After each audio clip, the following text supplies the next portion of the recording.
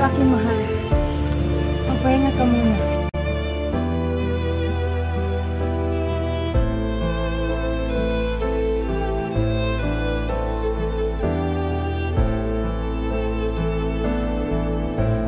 Opo? Teka lang!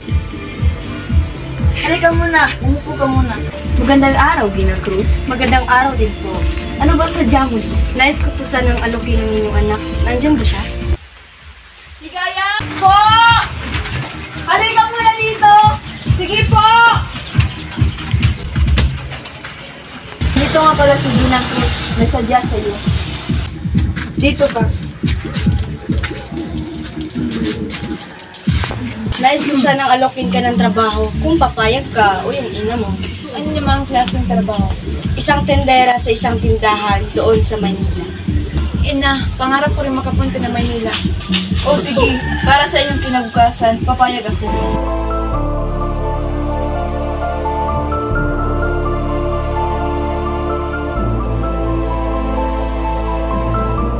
Oo, mahal kong Julio. May sasabihin sana ako sa iyo. Sana wag kang mabibigla. Ano ba yung sasabihin mo sa akin ni mahal kong Ligaya? Nagpunta kasi si Ginang Cruz kahapon at inalok niya ako ng isang trabaho doon sa Maynila. Paano nang kung mahalan natin dalawang mahal kong Ligaya kung nandun ko na sa Maynila? Hindi ko maiwasan ang mag-isip ng kung ano-ano. Alam kong may maraming mga lalaking mas gwapo pa sa akin doon. Baka mabighani ka sa kanila. Huwag ka mag-aalala, Julio. Ikaw lang ang mamahalin ko sa aking buhay. Ay! Bundo! Alam ko naman ako lang mahal mo eh. Pero ito lang sasabihin ko sa iyo. Tandaan mo na nandito lang ako maghahantay sa pagbalik mo. Iingat ka sa Manila. Baka mapano ka. Tapos huwag kang magpapabaya sa sarili mo.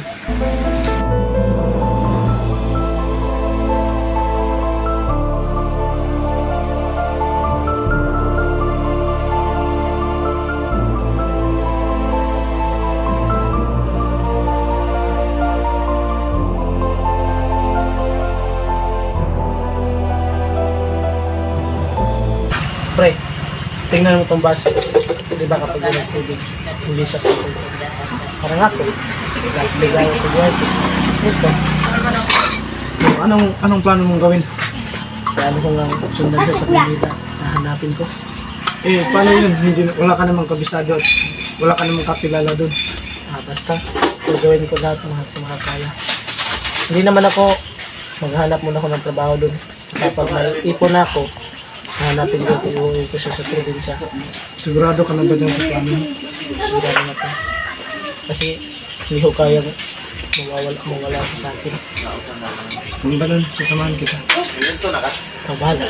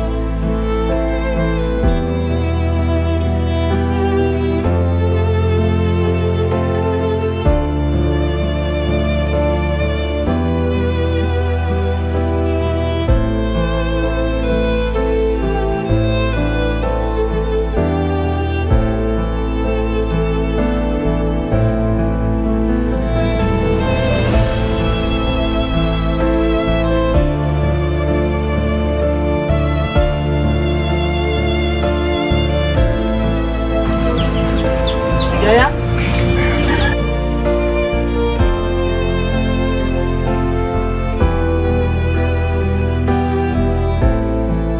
Ligaya? Hindi pwedeng mag-usap tayo dito. Baka makita niya tayo.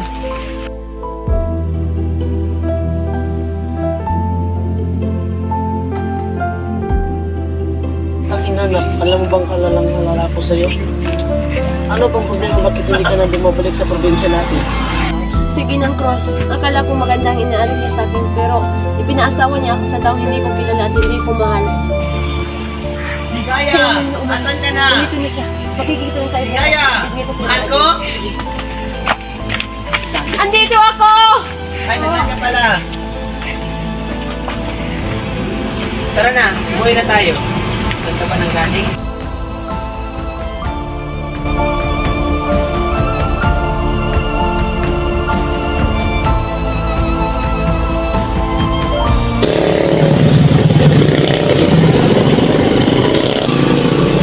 Tol! Oh, bakit hindi ka ako? Sige, salamat. May sasabihin sana ako kung nagbibigay. Sasabihin ko to.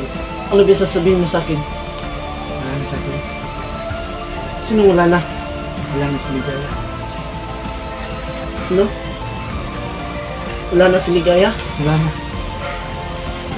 Tol, huwag mo naman akong birawin. Hindi ako nabibiro to.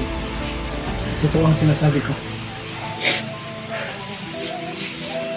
Usapan mo kami magkikita ngayon. Alam mo bang sino pumatay sa kanya? Ang nabalitaan ko ay yung inaasawa niya ang pumunta sa kanya. Hindi ko papatawanin yung tao niya. Ibigin ko ng puso ko kaya Ligaya. So anong balak mo gawin? Bahala na.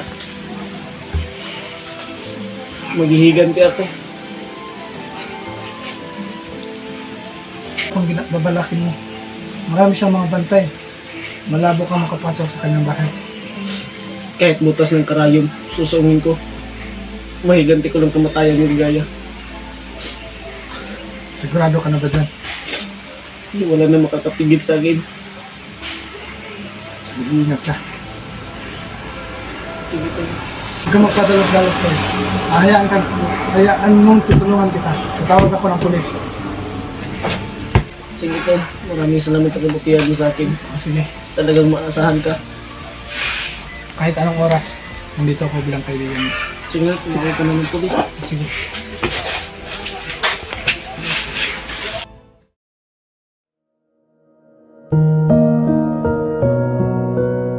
Nasaan amo mo?